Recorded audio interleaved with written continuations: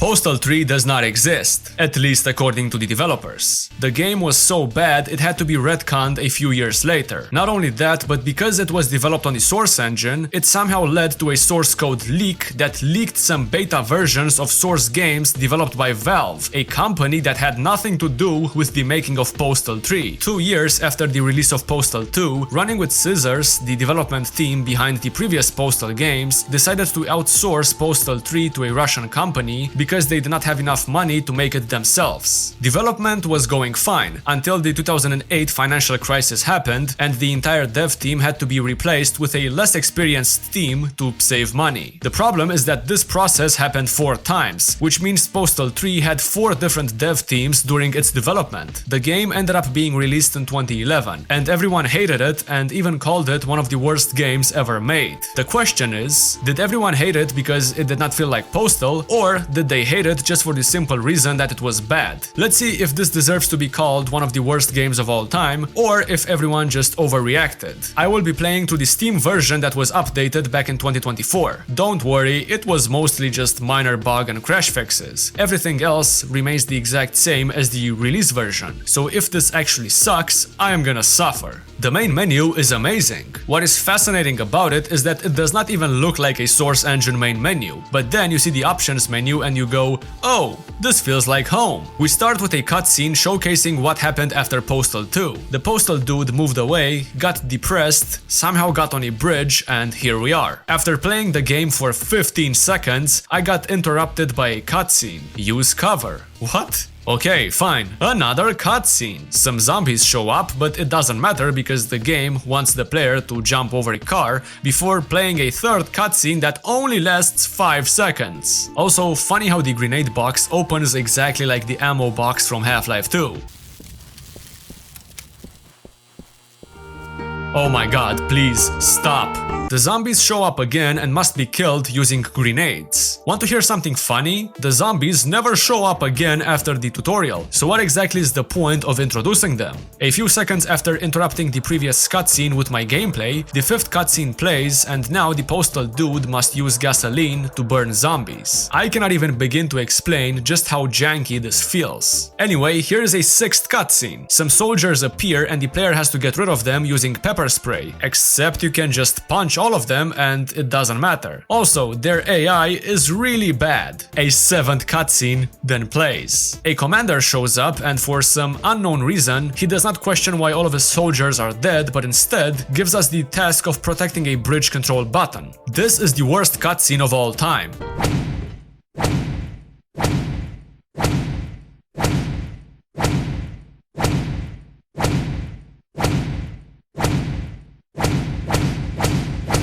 The game really wants you to press the button. Even the text on the screen is suggesting it. So I decided not to do it, and absolutely nothing happened. All of this could have been continued in the previous cutscene without wasting everyone's time. Everyone dies, the Postal dude gets here, realizes his car no longer has gas and says he cannot refill it because gas is too expensive. Even though the gas can is literally a weapon that can be used during combat, and it's also a weapon that was introduced in the tutorial. So what? Anyway, we go looking for a job and get hired by a guy called Ron J. Our job is to use a vacuum cleaner to suck up trash from the floor. I did this for a few minutes and another cutscene played. Some ladies show up and start thrashing the store because they are angry. Ron J asks us to use the vacuum cleaner to get rid of them. Some of them have weapons. This is not too bad, but it gets repetitive really fast. Ron J thanks the Postal dude but cannot pay him, so he leaves.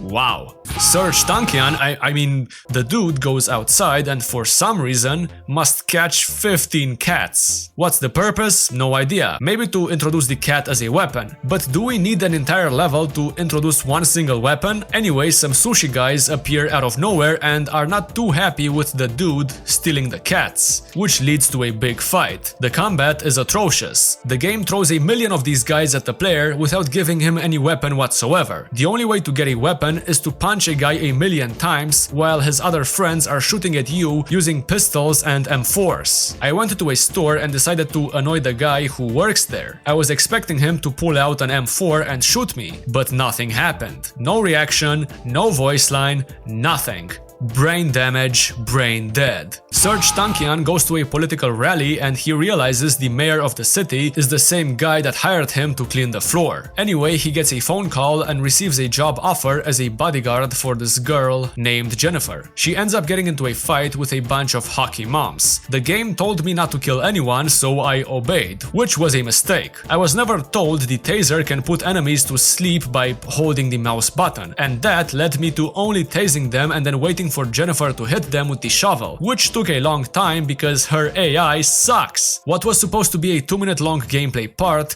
took me half an hour. Jennifer tells Serge Tankian she cannot pay him because the customers ran away, which only means one thing: nothing matters. The dude goes to a bank to get a loan, but oh no, some ecotologists want to rob the bank and it's time to make a decision. Side with the police and go on a good path, or side with the ecotologists and go on the insane path. What you choose here will decide what campaign you will play through next. Obviously, I will play through both of them to see if they are good. My decision was made. Serge Tankian sides with the police and starts taking out the ecotologists. As mentioned 2 times already, Postal 3 was made in the Source engine, so you would think that the NPC AI would be at least acceptable, but it's far from that. Not only does it take them like 5 seconds to react to the player being there, but sometimes they just look at the other enemies through the walls instead of noticing the player. How is it possible for the AI to be that stupid? You had good AI in Half-Life 2 and even Left 4 Dead. Why not just copy the code and then modify it a bit and call it a day? The best thing about the combat is the ragdolls and the way the bodies get dismembered. But come on, they are just using normal Source ragdolls, and the Left 4 Dead 2 zombie dismemberment feature is just code written by someone else. One thing I hated about the combat is that instead of making the player look for health kits and have a reason to explore the map, Postal 3 decided it would be a good idea to have the player's HP regenerate over time, without the need to explore or even think about the HP whatsoever, which means you can be as reckless as possible and still get away with it. That would be okay if fighting the NPCs was fun,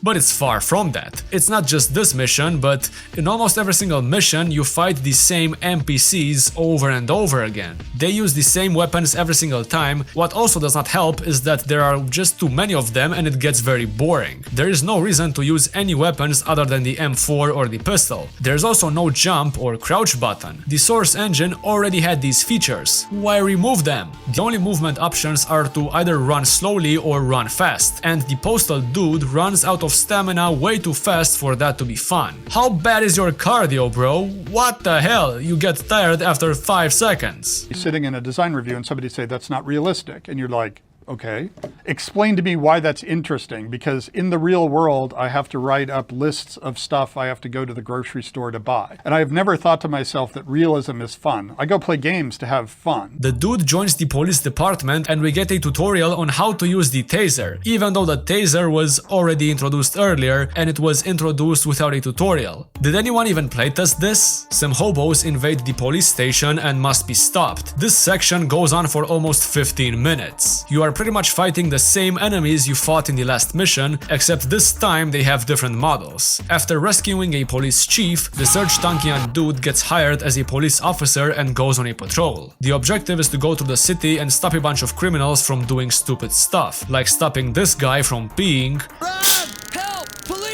I am the police, you dumbass! Stopping a guy from hitting a car, tasing a cat, saving a lady from a bad man, and oh no, the Taliban show up and must also be stopped. These are the same enemies we fought every single level, except they have different models and are a bit more aggressive, but that's it.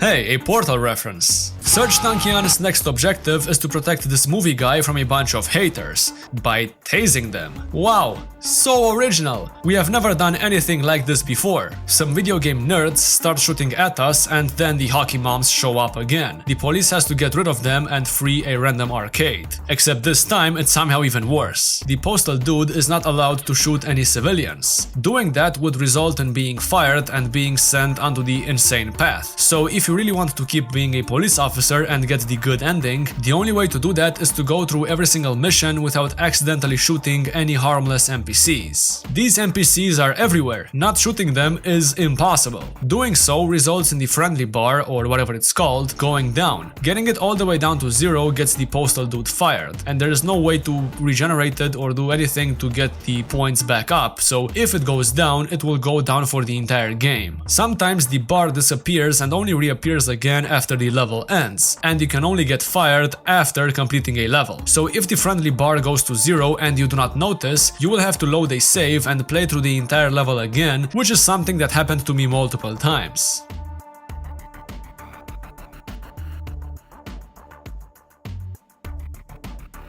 Basically, this is a tower defense section where a million of these guys show up and you must be careful not to accidentally shoot any of your allies, which has definitely not happened to me. I spent minutes cleaning up the city and did not realize my friendly level was at 0, which not only resulted in the dude getting fired, but it also resulted in me having to reload a save and do the exact same mission again just to be able to continue the campaign. Our next objective is to go to a lab and save a bunch of dumbasses from angry monkeys. Finally, something a bit different. Too bad it is somehow worse than the usual stuff. Hitting these monkeys is impossible, and some of them can turn into whatever these things are, which makes it even more difficult to shoot them. Also, the monkeys seem to be using a modified version of the fast zombie AI from Half-Life 2. Anyway, the next objective is to save scientists from a rhino by making him run into a wall repeatedly. Somehow his AI is trash. Monkey, no!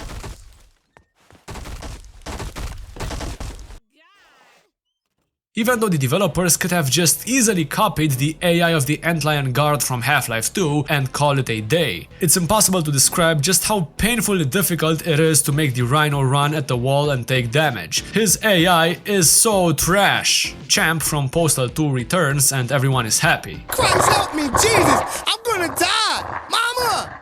And before I could do anything, Champ had chased the guy out of sight. But I was confident that street thug would not escape justice. We go on another patrol and proceed to do the exact same thing again. Catch criminals. At one point the dude said, "Oh no, snipers." Snipers. And honestly, I got excited to fight them. Only to find out these snipers were only NPCs with M4s, and nobody had a sniper. And again, why not recycle the combined sniper AI from Half-Life 2? What's wrong with that? A big fight between a bunch of NPCs starts and we must stop it by, guess what? Yep, tasing all of them. Of course, why not make the player do the exact same thing in 3 different missions? Speaking of doing the exact same thing, the monkeys show up and must be stopped again. Couldn't do anything right, and I honestly couldn't argue the point, so... You're fired! The police department is extremely happy with the Postal Search Tankian dude, so they promote him to the SWAT team. Then, another mission that is the exact same as the previous missions. Shoot a bunch of ecologists and capture a guy named Al. Please understand, even though it might not look like it because of the editing, getting through these sections takes a very long time. Matter of fact, just for reference, at this point I was already 3.5 hours through the campaign. You're fired! But it wasn't my fault. They knew I never read the on-screen text. Hey, this Al guy ain't dead. You're under arrest.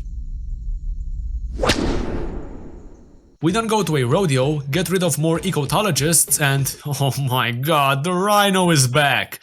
It's the same boss fight again. Yep, God, are you kidding me? Why would you give me the same boss battle? The dude gets promoted to Secret Service and must protect the mayor from a bunch of bad people. Even though 4 other Secret Service members are with us, all they do is stay behind the mayor while the player does all the work. You don't even have to use the vehicle the game gives you to complete this. It's possible to just go on foot, and honestly, it's way easier to do it that way. But yeah, another combat section in a map that was already used before, with enemies that were already used way too much already. repetitive, repetitive, repetitive, repetitive, repetitive, repetitive. We go to an amusement park and a guy called Osama shows up. Wonder what real life person he's supposed to be. Everyone starts arguing, blah blah blah blah blah blah blah blah blah blah. Short story is that the postal dude must get rid of the mayor, Osama, and even Uncle Dave for some reason. But before that, here is another combat section that is the exact same as every single combat section so far. Finally, a boss fight. Cannot wait to see what new mechanics get introduced. Oh wait, the bosses have the same AI as the normal enemies, except they can shoot a bit faster and have more HP. Wow. The dude decides to leave town, but oh no, the Venezuelan army has invaded us. The combat with the army people is the exact same, and it takes 20 minutes to get to this entire section. Please make it stop. The rocket launcher gets introduced and it does not work properly. Shooting a rocket makes it start flying for a few seconds before finally locking into a random enemy. Sometimes the rocket can even lock onto the player. How is it possible to screw up shooting rockets? It's just rockets. You press the button, it goes in the direction you want it to go, and that is it. Why would you have something like this in the game?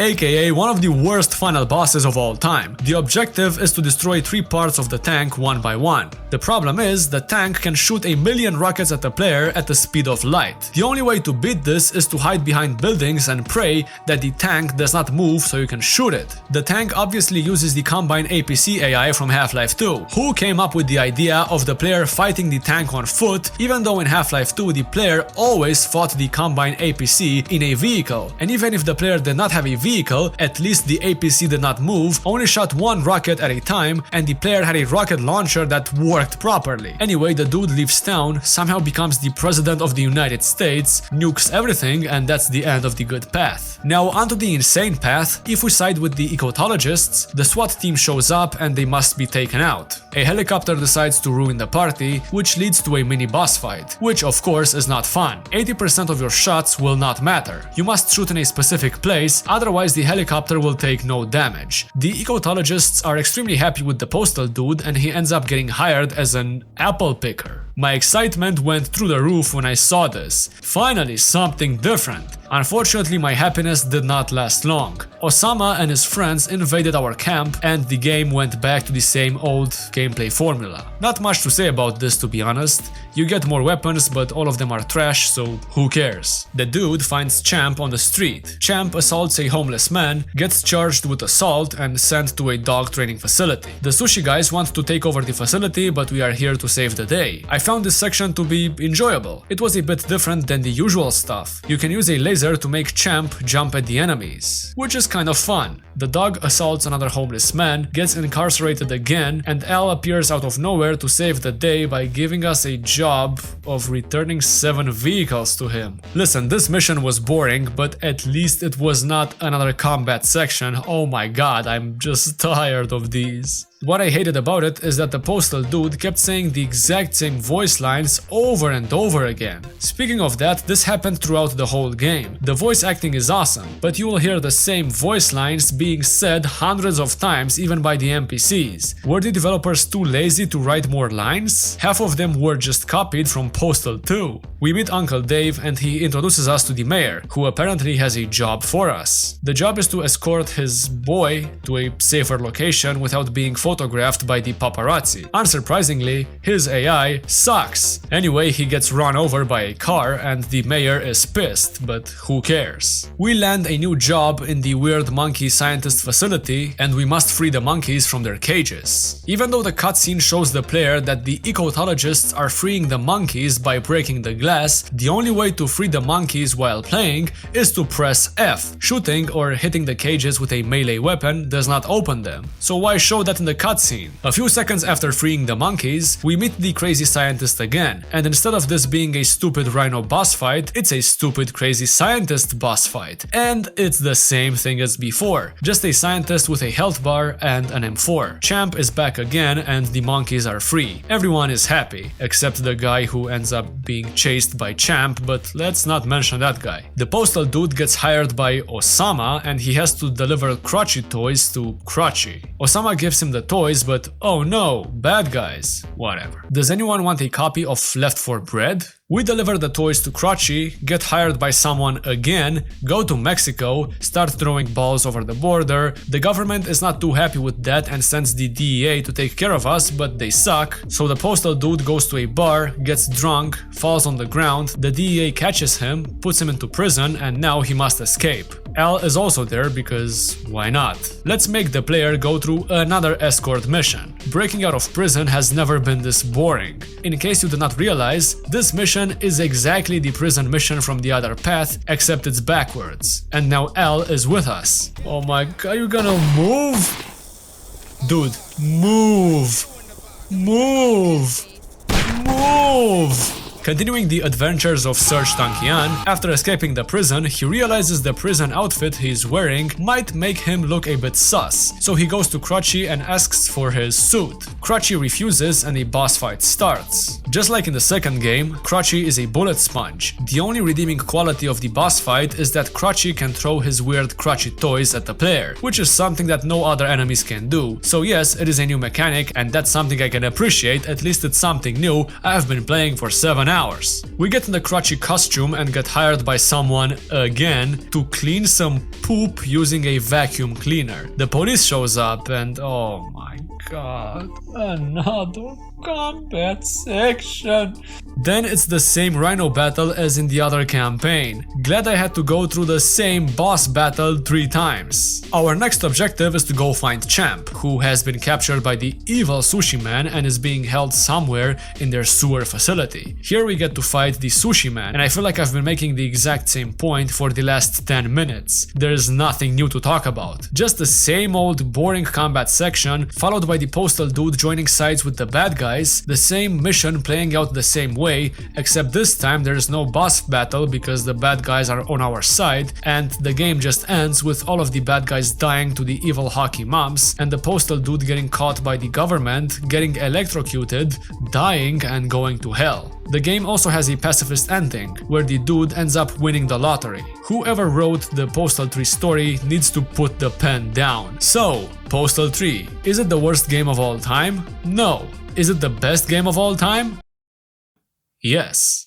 No, but seriously, the game had potential. Its only problem was, obviously, that it had way too many dev teams. I don't think the game having a small budget really mattered that much. This is the source engine, you don't need that much money to make something at least acceptable. The game was never unfair, it was just boring. In my opinion, it should have been twice as short and maybe should have only had 1 campaign. They could have perhaps combined the best features of every campaign and then put them into one shorter and not so boring experience. Postal 3 did not feel like a Postal game, not because it was in third person or anything like that. I think it's mostly because every single decision the player made did not matter at all. Every joke was way too safe. Barely anyone can be offended, which sucks because Postal is known for its offensive jokes. So does it deserve its hate? Well, probably. However, for what it was, the story was kind of entertaining. My $2 were well spent, and I regret nothing.